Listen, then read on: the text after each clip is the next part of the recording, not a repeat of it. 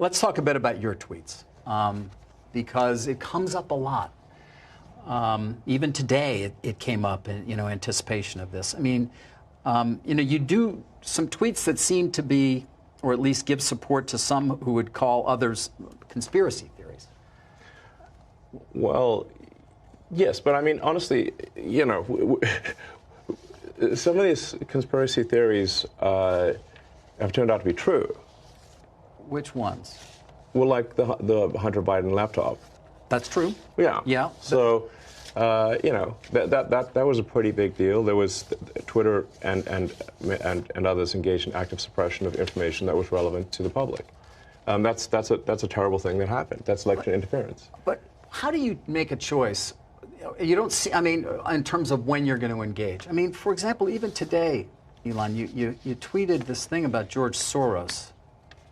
Well, I'm looking for it because I want to make sure I quote it properly. But I mean, you know what you wrote. But you basically. It reminds me of Magneto. It's just like, calm down, people. This is not like made a federal case out of it. You also you said he wants to erode the very fabric of civilization, and Soros hates humanity. Like, when you do something like that, do you? Yeah, I think that's true. That's my opinion. Okay, but why share it? Why share it? Especially, why share it when people who buy Teslas may not agree with you, advertisers on Twitter may not agree with you? Why not just say, hey, I think this. You can tell me. We can talk about it over there. You can tell your friends. But why share it widely?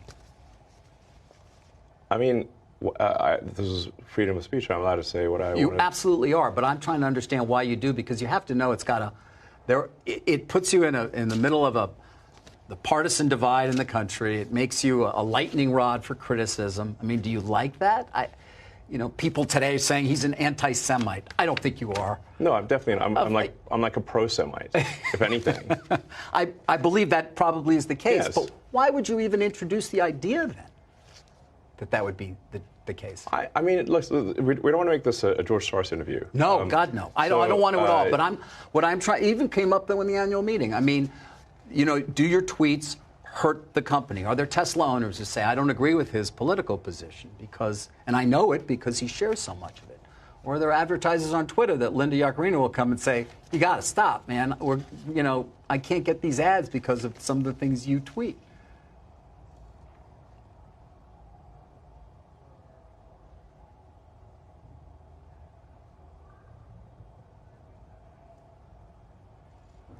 I'm reminded of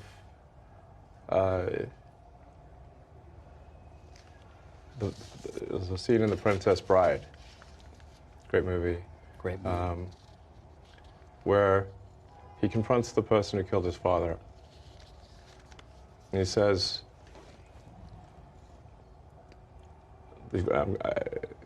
offer me money.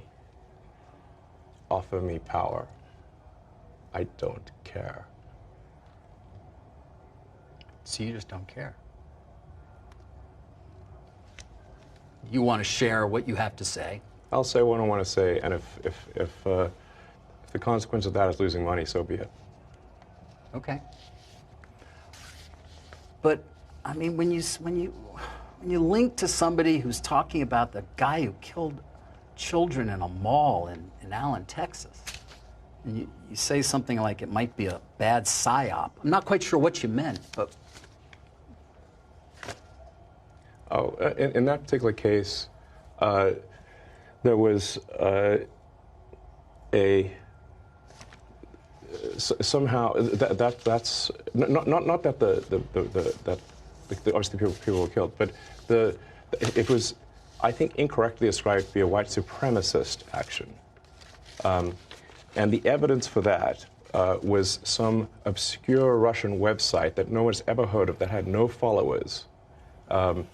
And the company that found this is Bellingcat. Right. And do you know what Bellingcat does? PsyOps. Right. I couldn't really even follow exactly what it was you were trying to express there, so that's in part why I was curious. I'm saying that I thought the ascribing it to white supremacy was bullshit. Okay. And that the information for that came from an obscure Russian website and was somehow magically found by Bellingcat, which is a company that does PsyOps. And there's no proof, by the way, that he was not. There's no. I would say that there's no proof that he is. And that's a debate you want to get into on Twitter? Yes. Because we should not be ascribing things to white supremacy if it's false.